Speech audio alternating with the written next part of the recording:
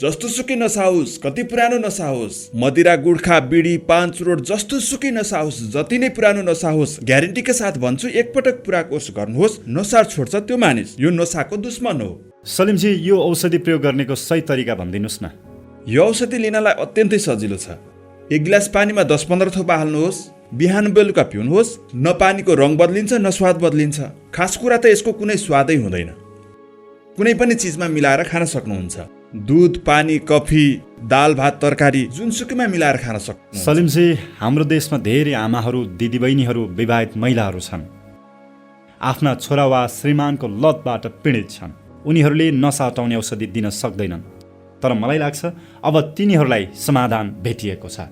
आफै खानुहोस्, नसा गर्नेलाई पनि खुवाउनुहोस्। नसा छुडाउने सजिलो तरिका हो र ग्यारेन्टीका साथ। सारा मानिसहरूले यो औषधि प्रयोग गर्नुहोस्, नसा छुट्छ तत्काल। साँच्चै गजबको औषधि रहेछ। सलिमजी, तपाईँले यसको प्रचार प्रवर्धन वा पब्लिसिटी किन नगर्नु भएको? हेर्नुहोस्, हाम्रो काम बोल्छ। जब काम बोल्छ यी सबै चिजहरूको आवश्यक पर्दैन। त्यसै पनि हाम्रो दाइ र बुबा यी सबै चिजहरूको विरुद्धमा थिए। तर हो, जो हाम्रो एकपटक औषधि प्रयोग गर्छन् ऊ स्वतः हाम्रो प्रचार गर्छन्।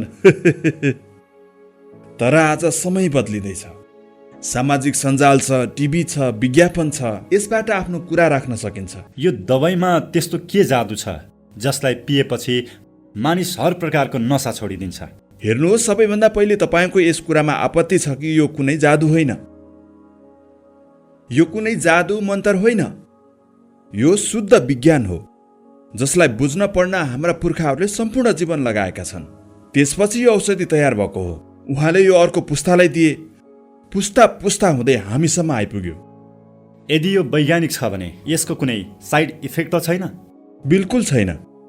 यो नक्कली रासायनिक औषधि होइन जसको साइड इफेक्ट होस्। अनमोल जडीबुटीबाट तयार पारिएको हो। यसको कुनै साइड इफेक्ट छैन।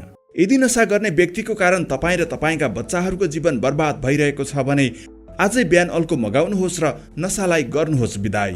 अहिले नै फोन गर्नुहोस्।